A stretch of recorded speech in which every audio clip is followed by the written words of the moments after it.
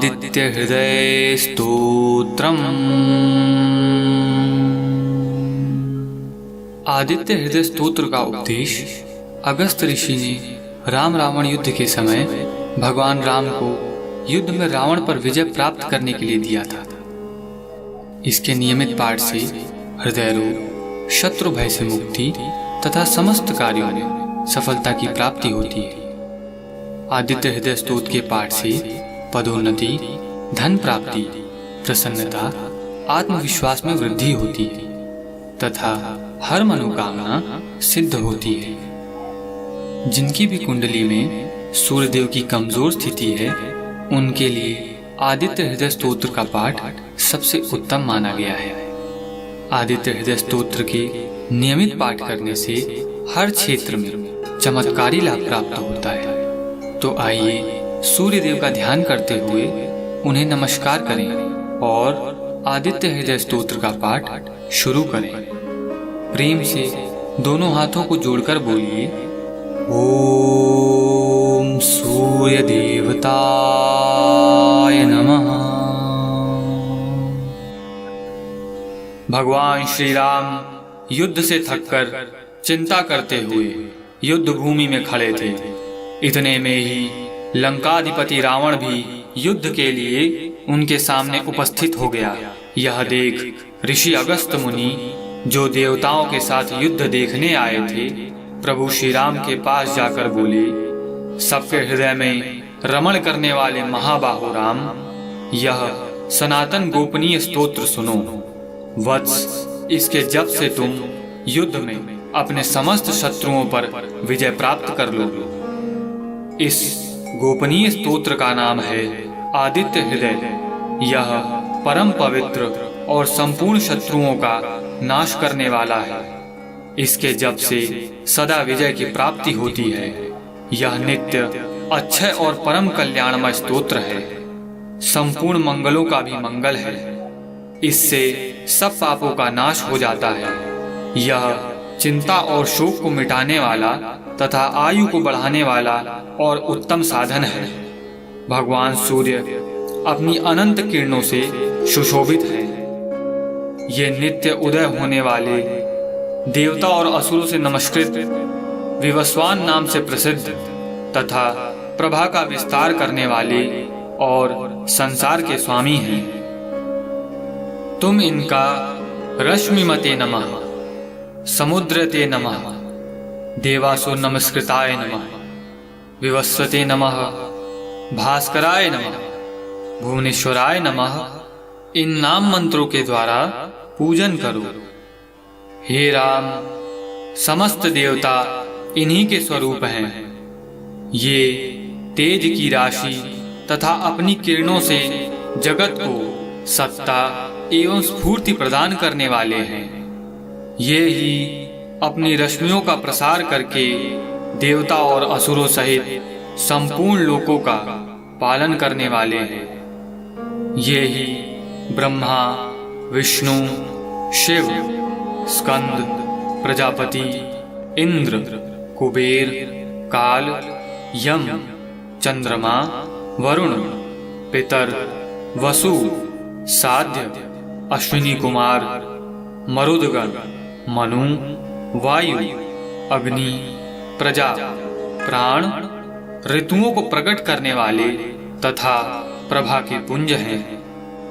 हे महाबाहो, इन्हीं के नाम आदित्य अर्थात अदिति पुत्र, सविता अर्थात जगत को उत्पन्न करने वाले, सूर्य अर्थात सर्वव्यापक, खग अर्थात आकाश में विचरण करने वाले, पूषा अर्थात पोषण करने वाले, गभस्तिमान अर्थात प्रकाशमान, सुवर्ण सदृश, भानु अर्थात प्रकाशक, हिरण्यरेता अर्थात ब्रह्मांड की उत्पत्ति के बीज, दिवाकर अर्थात रात्रि का अंधकार दूर करके दिन का प्रकाश फैलाने वाले, हरिदश्व अर्थात दिशाओं में व्यापक अथवा हरे रंग के घोड़े वाले, सहसार्च अर्थात हजारों किरणों से सुशोभित,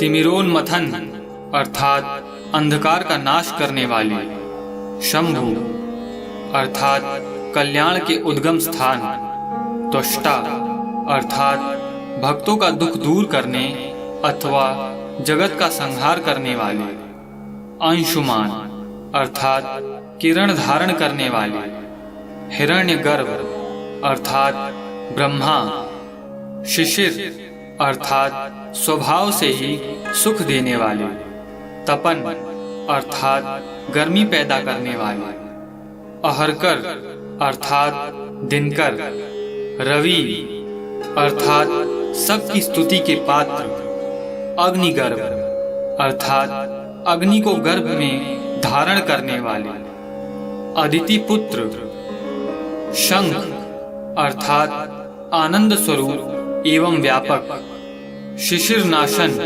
अर्थात शीत का नाश करने वाले, व्योमनाथ अर्थात आकाश के स्वामी, तमोभेद अर्थात अंधकार को नष्ट करने वाले, ऋग, यजुः और सामवेद के पारगामी, धनी वृष्टि अर्थात धनी वृष्टि के कारण, अपाम मित्र अर्थात जल को उत्पन्न करने वाले, विंध्यई प्लवंगम अर्थात आकाश में तीव्र वेग से चलने वाले, आतपी अर्थात घाम उत्पन्न करने वाले, मंडली अर्थात किरण समूह को धारण करने वाले, मृत्यु अर्थात मौत के कारण, पिंगल अर्थात भूरे रंग वाले, सर्वतापन अर्थात सबको ताप देने वाले,